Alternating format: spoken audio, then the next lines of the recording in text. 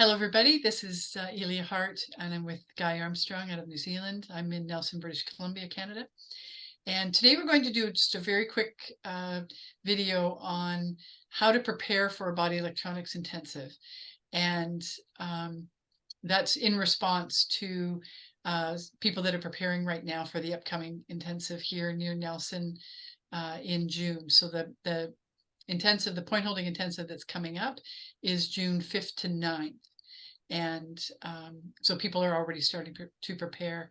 And, it's a long preparation, right, Guy, in your decades of Yeah, body electronics experience. It's even getting up to nutritional saturation. What's required for point holding is an interesting process. It takes time. And I think the slow and steady approach is really mhm, advantageous as far as getting through getting up to a place where we can really be encouraging the healing crises, yet not have it be too much of a suffering along the way, unnecessary suffering, let's put it that way.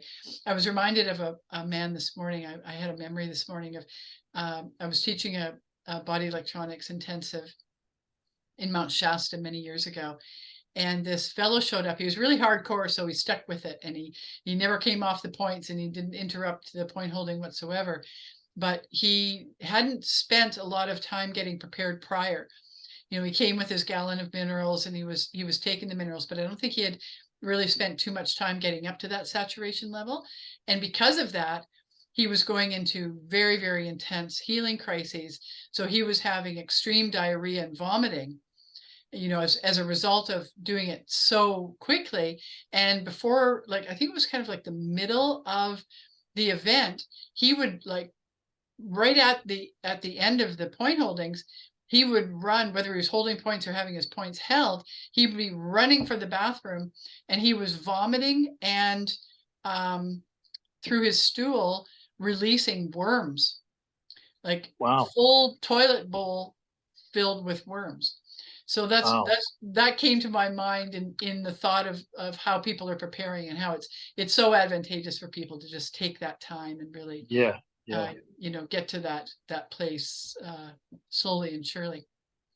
yeah. And So, interestingly enough, another I got out the pink book today, the body electronics experience, which was called the Pink Book, that I just self-published this, and I just printed it myself, I don't know, a couple of decades ago, when I realized that people really just needed something in their hands with some basic information when they're at the course. Now, of course, it's professionally published, and it can be purchased on the dreaded Amazon, but for now we'll look at this. And there was another memory that came up with another woman from the same intensive, and she showed up with really, really, really long fingernails. And so here in the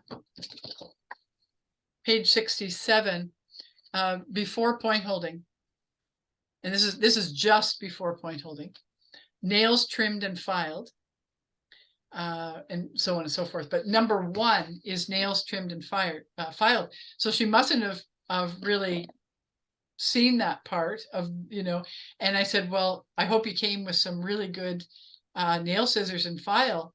And she was so shocked that she was going to have to cut her nails. And that was like of course, we always find it kind of in a way a bit comical when people are sort of thrust into their little healing crises, through their attachments or whatever. And that was, at one point she was really deciding whether she wanted to continue, whether she was going to stay. She really didn't know if it was worth cutting her nails. So wow, yeah. I was like, whoa, yeah, that's the least of it, yeah, uh, yeah, I mean, it's very important, because we can't do any damage when we're holding mhm, extended acupressure, sustained acupressure for several hours.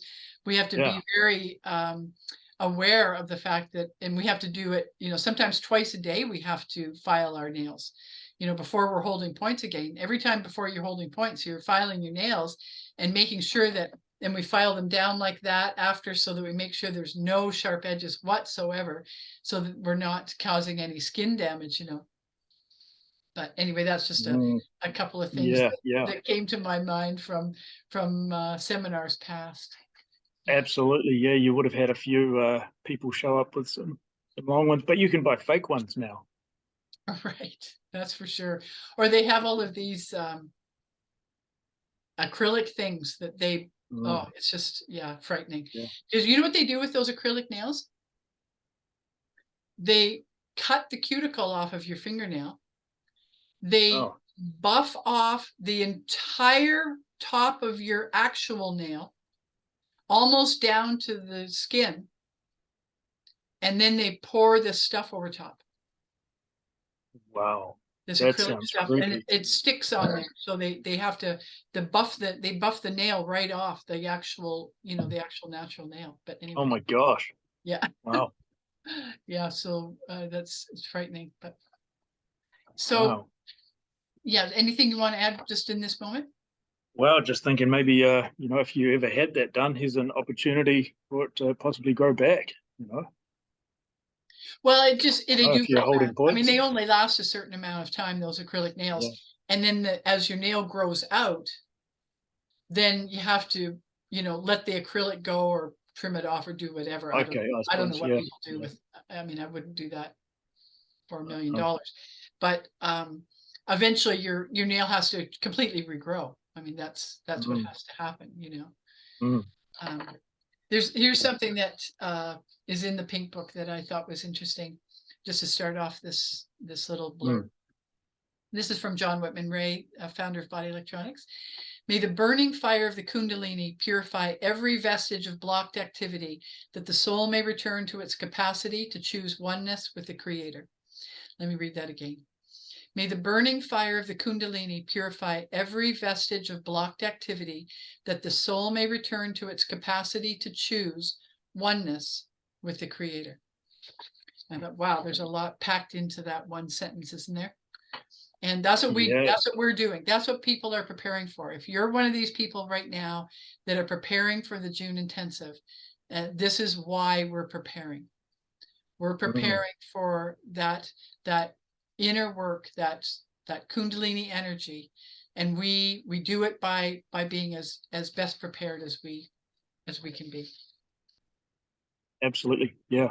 It's pointed out in some of the, you know, nutritional stuff that enzymes and minerals are, you know, basically the I don't know, the big two sort of things for burning.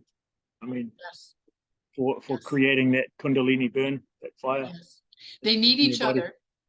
Like in Body Electronics, we say enzyme is number 1, minerals are number 2, and of course, and I've written that out. I've been posting it on the Body Electronics group page on Facebook.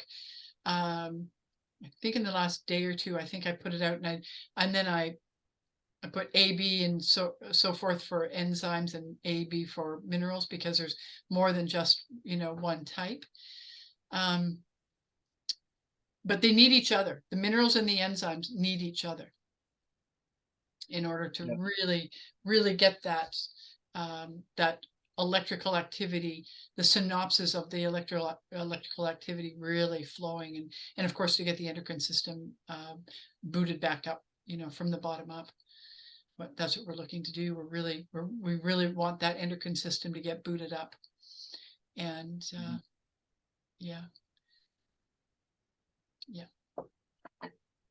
and of course eating all your essential amino acids as well, bee pollen and nuts and sprouts and stuff like that for your you know, rebuilding the endocrine system. Get your raw protein into you. And also, and of course, we can't forget the probiotics. Probiotics are super important, and people find that out very rapidly when they're doing the enzymes and mineral, and they get to a certain level of saturation, and they find then, wow, do I need to up my probiotics? By the time you get to the saturation level, especially at an event, the need for probiotics is extremely necessary, and there's just so much coming to the surface. There's so much Mm, being rooted out. I've said this many times before, but people who have come to my courses who have been raw foodists for like a decade or more than a decade, feeling like their gastrointestinal system was, super clean. They had no foul odor with their stool or flatulence for years. But yet, when they get on the nutritional program and get to a saturation level, there's mm, smells and things and toxins that are coming up and out that always it's always a surprise, I think, for everybody who does this. The levels of toxicity that we actually get to and are releasing is very profound. yeah, yeah, absolutely. Yeah, Yeah. super powerful. hence And the we, hence the probiotics. yeah, and haven't even that's not even that's without even touching on the emotional and other sort of work. Yeah. Exactly. That brings me to a point that people need to know. Like less than 10% of the body electronics process it is physical. So we just said less Mm, than 10% is physical. So that's all of the nutrition, all of the physical things, the stillness and the breathing deep and even, as well as the point holding. That's all under that physical less than 10%. So that's really I think it's really important to keep that in mind. I remind myself of that often. mm, If I get too immersed into the physical process and remembering that it is less than 10%. The foundational 10% and an extremely important 10%, but less than 10% nonetheless. And then we go into the emotional, mental, and spiritual, which takes up the other 90+%. So mm, I think it's important to keep in yeah. mind, especially when we're preparing, because we can get so focused on Mm, being diligent around the nutrition, which, like I said, mm, is extremely important. We must be diligent around the nutrition. We have to build our vitality to a point where regeneration can actually occur easily, very naturally. But we have to have those nutrients. We have to have that conductivity. We have to have many things happening in order for regeneration to easily take place. absolutely. Yeah. I'm reminded of one of the principles that is often expressed, which is the desire to heal, but the simultaneous willingness to not heal, which Mm. is a difficult one to explain. I feel like maybe I bit off more than I can chew in It's mentioning it, but it's a it's big one. Yeah, it's a big one for yeah, sure. Yeah, yeah. yeah. But it's like my best results in point holding have been when I really apply myself as best I can to it without getting too hung up on the outcome. hmm And it's a continuous process too, because Mm, the higher we go on the emotional scale, the more aware we are of those patterns yeah, within us. yeah, So it's not like if we master it at one level, doesn't mean that that's mm, not going to come back over and over and over and over again. yeah, yeah. It's It's certainly true. Like healing is a spiral. Like you sort of come to the maybe the same thing, but it's different. It's a very difficult kind of thing to express. Like John says, sometimes putting it into words is difficult. When once you put it into words, words are sequential. Then you've kind of lost the beauty of experience. right. The essence, Yeah. that essence of it, right. But one thing that springs to mind is the point holding doesn't end when the intensive ends. It's hmm that's kind of a kickstart or just one step on the way to more healing in our life. So we'll often come back to our life after the intensive and wow, what have I been doing this for all these years? And all of a sudden, this thing that we've been participating in, we can see it's that's been holding us back in some way, or maybe it's no longer relevant for our growth. Right. Yeah, we get to see a whole new level of our awareness after an Yeah. intensive, that's for sure. After, it's called an intensive for a reason. We do point holding every day, twice a day, and with some lecture and some Q&A, but it's really focused around doing the work. And so we're doing the inner work when we're on the table, and often when we're holding points. So Yeah. the book How We Heal by Douglas Morrison, who was a body electronics instructor for at least a couple of decades, probably longer, and he wrote a great book that's like the foundational book to my courses. And How We Heal has a great explanation about the willingness to heal, and or the desire to heal, and the desire but the willingness not to heal. So yeah, so there's like a really good explanation in there that you can read deeper in that. So yeah, let's talk about that for a minute. So study is at the top of the list for preparation. So How We Heal is book number 1. The Body Electronics Experience is book number 2. John Ray's books, Logic and Sequence, book 1, 2, and 3 are free of charge on my site. And I don't require people to read through all 3 of those books, the Logic and Sequence books, but give it a good effort, and they need to be read in order. So really give it a good effort. They need to be read slowly. They're the really the metaphysical foundation of body electronics. So it's the more you read it, the more you'll have a better knowledge going into a point holding intensive. But there's lots of other reading material too, like the 12 points on body electronics are really important, and that's in the Body Electronics Experience. Also on my site, you can find lots and lots of reading on my site. So there's study. That's important. You have to know what you're doing when you get there, what the process is, and that still is under the less than 10% of within the physical realm. So so the study is really important. Yeah. So the sooner one gets on that, the better. There's so much in How We Heal. You can read absolutely. it. You can read it again and again and find deeper, it's like reading any spiritual text. You find deeper meaning every time you go back. And of course, Logic and Sequence is really that's been my experience. Is every time I've went back to read them again, it's like I'm reading them with whole new eyes. Yeah, whole new. That's my experience too. Yeah, I remember reading something in 2015, and it was as if I'd never seen it before. There's just one phrase in the Logic and Sequence book, and I just thought, like, wow, this just perfectly applied to my life. Like, I saw this one little sentence that was just so true, and I don't think I'd even noticed it quite as profoundly as on that moment. And so this was 2015, and I'd been reading those books since, I don't know, in the late 90s or the early 2000s or something like that.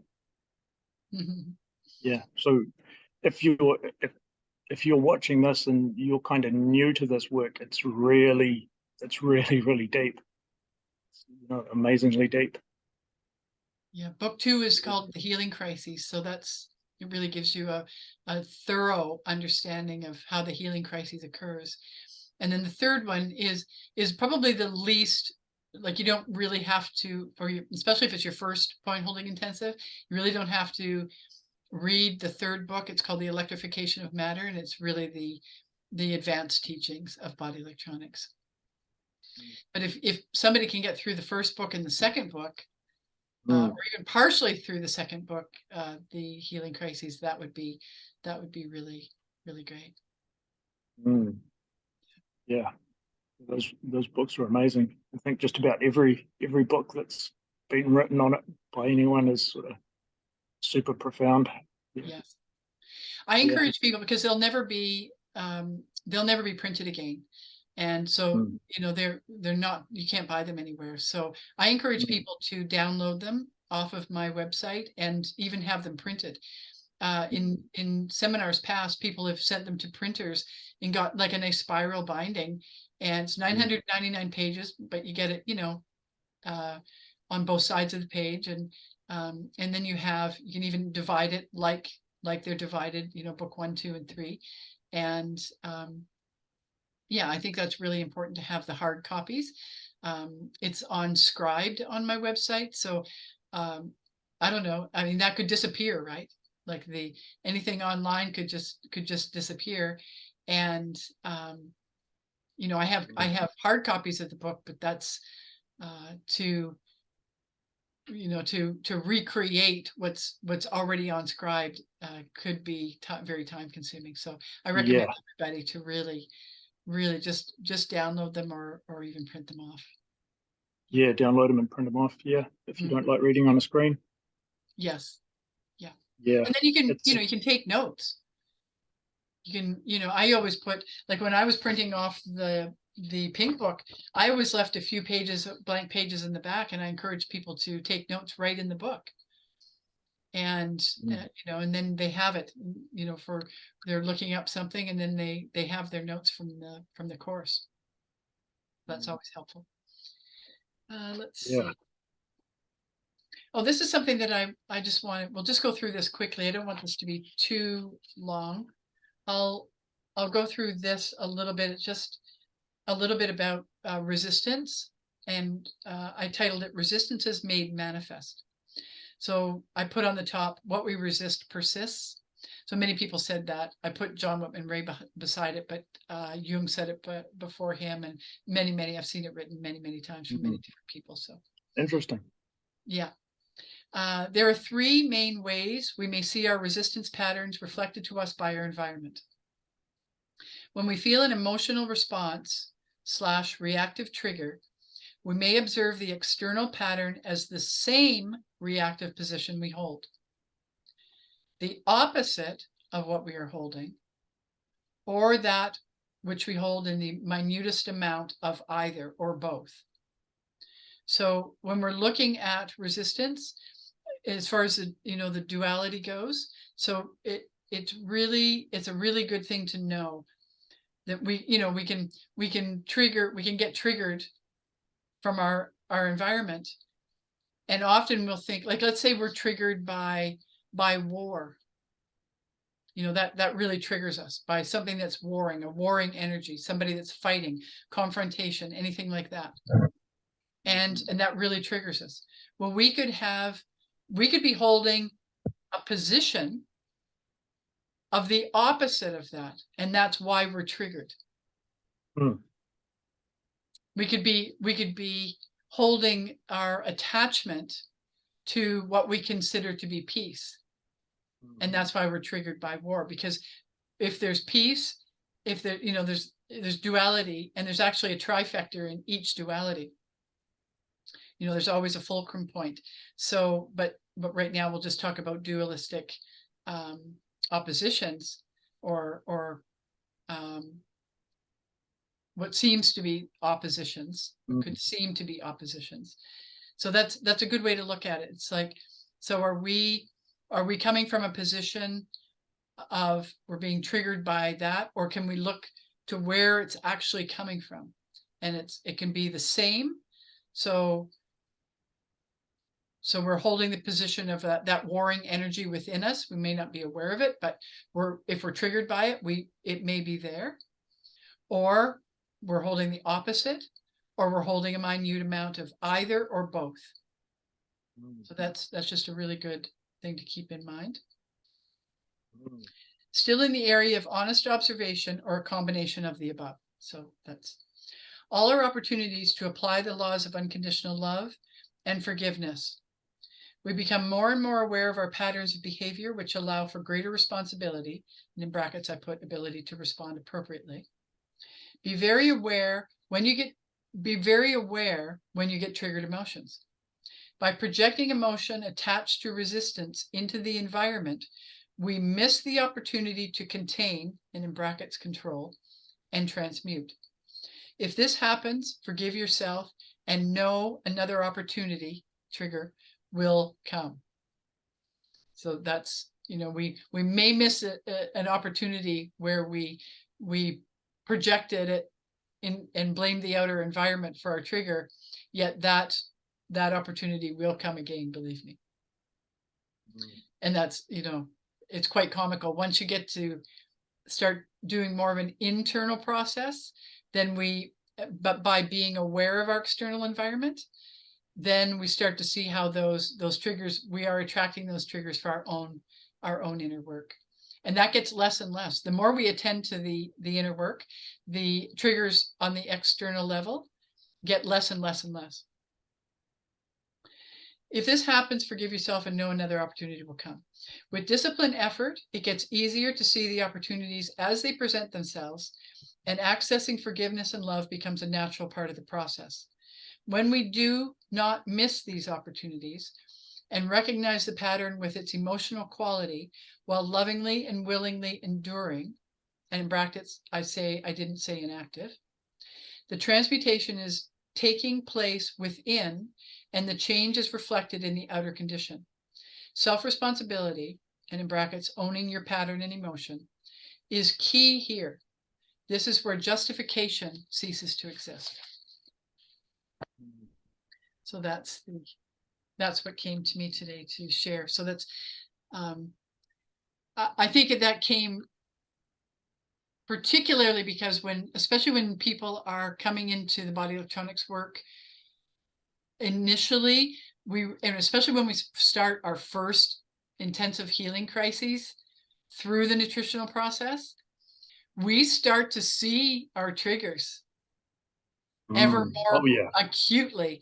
And the environment, our yin manifestation becomes very active in our environment. And so it's a really good thing to keep the awareness, so that we're not going to loop it around and project back onto our external environment. That's, and find ways to justify that and deny that and do all the ways that we've come up with to avoid our own inner yang essence. Absolutely. Yeah. Yeah. That's a really beautiful, sort of deep kind of thing you read out to us there. It reminds me of something else in the Logic and Sequence book, which is about, I'm not sure which book it's in, so I guess you'll have to read all three of them if you want to find it. And it's John making the point that we think, like, if we're in a really emotionally intense situation and we're really triggered by something, and we think, well, it appears logical to us that if we give in to the trigger, so if we fulfill the emotional addiction and go back to our comfort zone, we feel like we're in control. But really, we're out of control because we're just going to perpetuate that same comfort zone and just go round and round that same comfort zone and addiction again and again and again, when really the trigger and the emotion there is an opportunity to transmute and become free from it. Right on. Or maybe not totally free, but take one step, like one little healing crisis step towards freedom, or a big. Right on. Depending on the transmutation, trauma. I think the first principle there is lovingly and willingly endure all things. That, that comes, as a great reminder to our process as we're encouraging the healing crises. That's sort of the first step, that willingness is that first step, lovingly and willing, enduring, what we've created externally, and, and is showing back at us as the yin manifestation.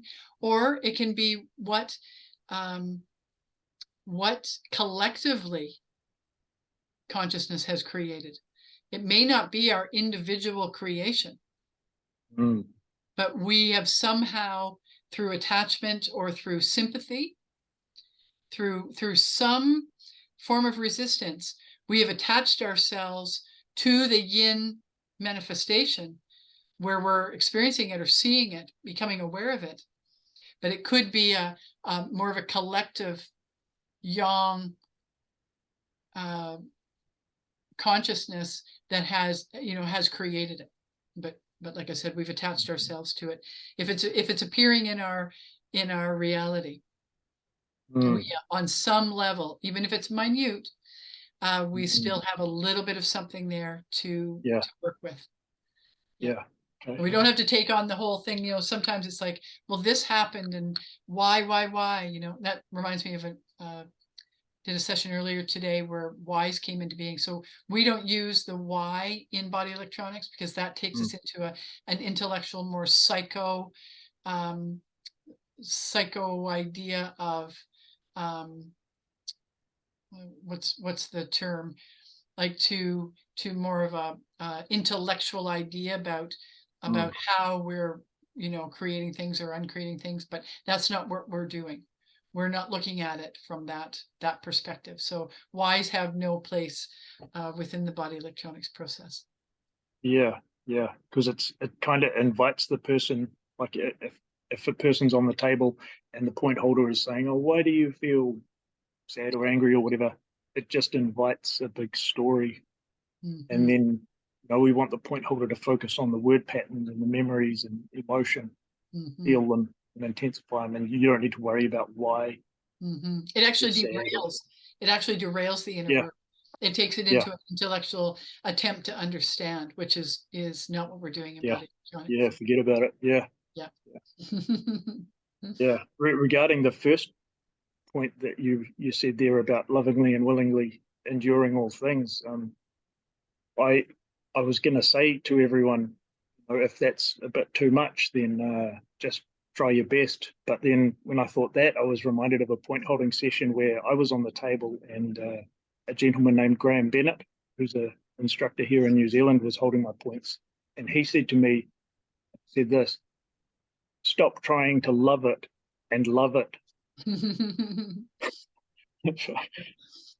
In my family, we say, if you have to try.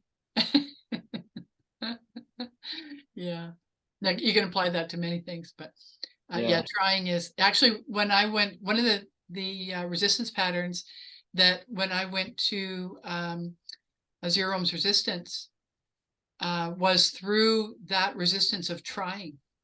That's how I got into it. That's how I got there, was through that resistance pattern. And that the resistance pattern of trying holds a lot of energy that keeps us locked up, in our own, resistance, our own inner prison. Yeah.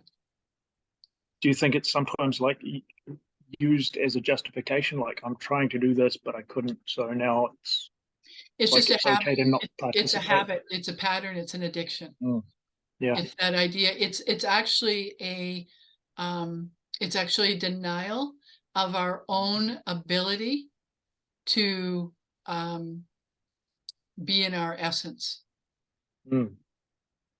The ability to be in the inner essence and to be fully connected. And so if there's any trying energy, it's like that shroud that keeps us from whatever we're trying. It's always that little bit in between us and that. So so that energy of trying, and that takes us to, I went really deep where it took me to all kinds of memory and all kinds of emotion, all kinds of word pattern. It's a good one. That reminds me too of I'll say this here for people, one of the, just to give an example of word patterns, I was reminded today, one of, Doug used to call it the granddaddy, but I don't know, we could call it like a foundational word pattern, I suppose, where many other resistance patterns are built on top of it. And that is like something in the sense of I'm not good enough.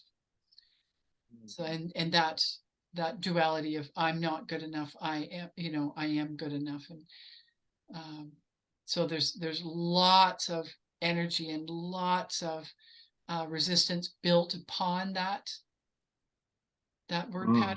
Yeah. So that's, and that, of course, that emotional pattern and the memories that go with it, the memories that we've created with those, you know, continuously create if we're looping around in that pattern internally.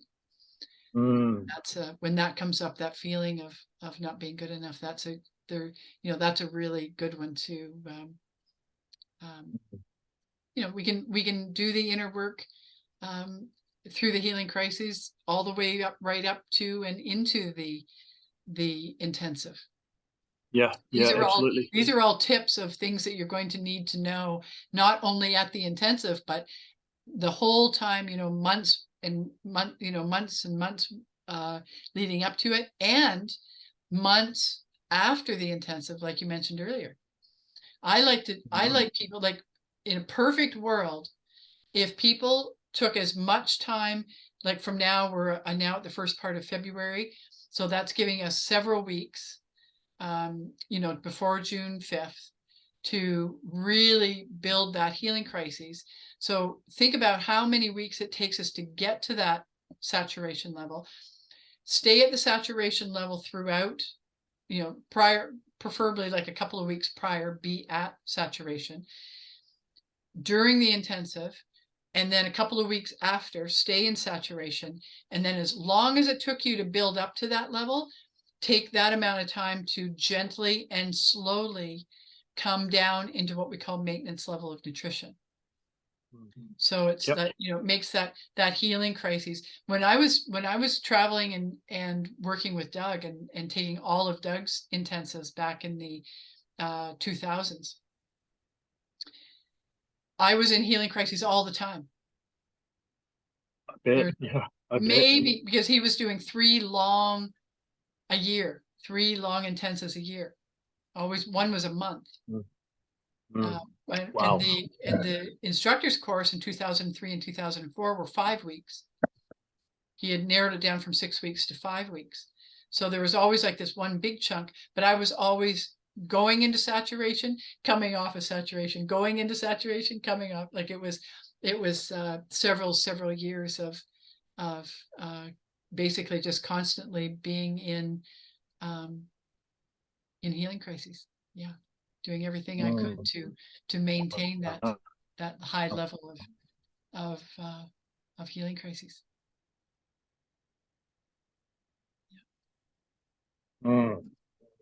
Yeah.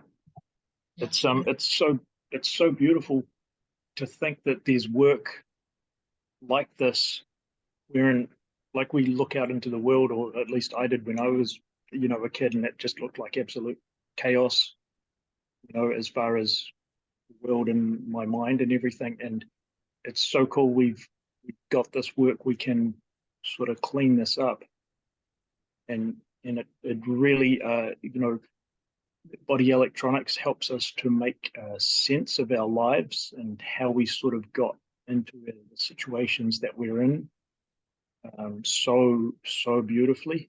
Like, we might ask ourselves, like, why am I always a victim of this type of person, or why do I always get in this kind of job or this kind of relationship, and why does this always happen to me, and stuff like that. It's really powerful for helping us understand those kind of things.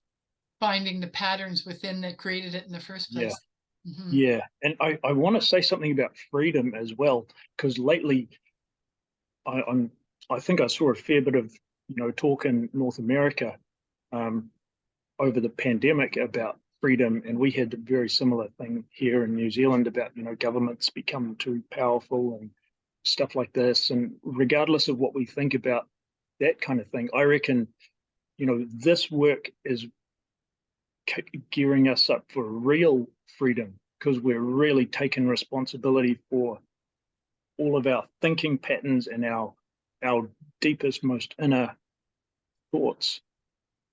And it's difficult to sort of put it into words, but it's like we're looking at the axioms of our existence in some ways, or the axioms of our the ways in which our consciousness interacts with the world and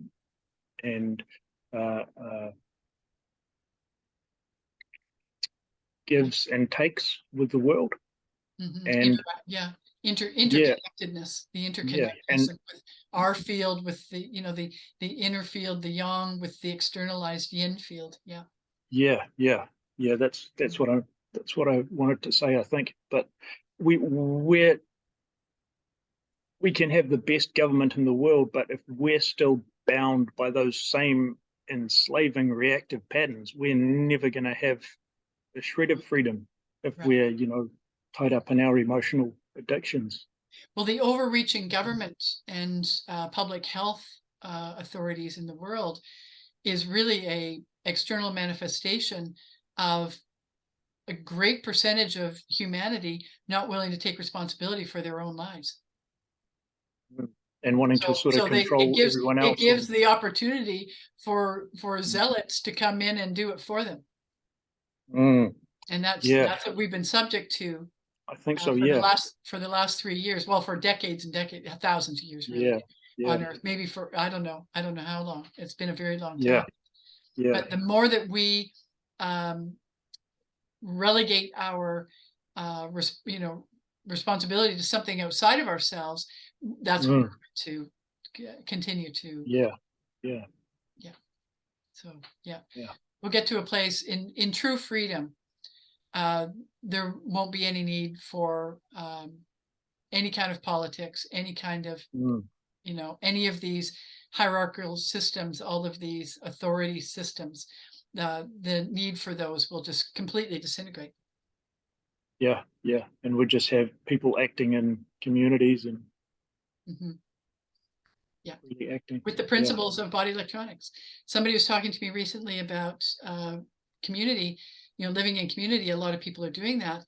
I said I would only live in a community with like a body electronics community, which would kind of be, not kind of, it would be very similar to what feelings that I have about the Essene way, the way the Essenes used to live with each other, in a very interconnected, harmonious way. That can only happen with the principles of body electronics, Mm, okay. with the principles of love, light, and perfection. That's in my experience. That has to be foundational for true freedom. So we have true independence, true freedom, true sovereignty within our own consciousness, within our own um, physicalities, and then from there we have interdependence, and then that can be true community can be formed, true freedom within community. Mm, Yeah. yeah. Be an amazing thing to see. And experience. Yeah, let's Mm, experience it. Let's mm, Yeah, so that takes me to let's wrap it up. We'll anybody who's interested, I'm going to have a cutoff date for people to begin to prepare for the June intensive. I'm not sure what that's going to be yet. I'll post it on the Body Electronics group page on Facebook when it comes to me. But I'll people need like a minimum of 6 weeks, like an absolute minimum mm, of 6 weeks. But the longer the better. Now would be like a mm, month or two ago would have been the best time to start to prepare. So now is always the best time. So I will have that sort of cutoff date where people can begin to prepare. And but we're putting out these videos every week, and just to help people to get some education and to really help people progress in the knowing of the principles and what they're going to be, doing when they get there. And um, so you can email me at bodyelectronics1@gmail.com. You can ask questions. I prefer people to ask questions on the group page so that everybody has opportunity to put in a response, or it also helps people to get the benefit of the question and answer. So that would be the best place in that group setting to do that. But if people want to ask private questions, they can do that through my email. And also when they're when they really feel that they are ready to have that intent to attend, they can put that in an email and send it to me. That really, there's no money involved at that point. My tuition is very, very reasonable. I haven't raised the tuition rate for over a decade, so it's a very reasonable amount. You know, it helps pay for the venue, and that's how I earn my living as well. So it's very, very reasonable. So I guess that's what, and you know, what everybody needs to know, just to move forward with the and just look every day on that group page. I'm posting every day to really assist people in how to move forward, Absolutely. how to prepare. Yeah. Thank you for keeping BE going, Elia. Yeah. Yeah. I want to say one thing here, you know, if you people who live in North America, in Canada, you know, I'm speaking to the audience here, you don't know how lucky you are to have this lady so close, because who else is teaching body electronics in the world? You know, there's, I think, Peter Hind maybe in England, in the UK, yeah. Graham Bennett in New Zealand. I don't know how active anyone else is, and I definitely don't say this as a criticism of anyone else involved in BE, but this is a really good opportunity, and you don't know when these government people are going to lock down the borders again, or try and stop air travel, or train or bus travel or whatever, or shut down the roads or whatever. So this is a really good time, you know, to take the opportunity. None of us know what's going to happen in the future. Well, I don't. You know, I'm on the fence about, can people see the future? I don't know, but I don't think so, right? So well, the future is actually right here.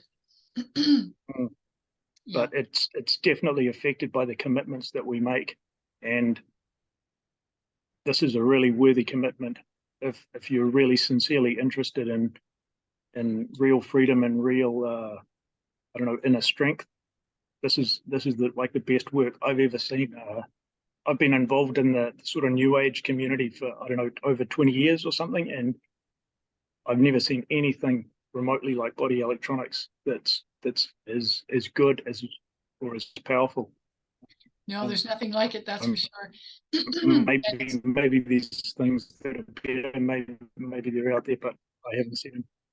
No, I haven't either. That's why I shifted gears. People know my story. I just finished a degree in Ayurveda after a lot of effort, and I had to totally shift gears into body electronics. You know, just after I opened up a practice. So, yeah, it's not easy. I'll put that at the forefront.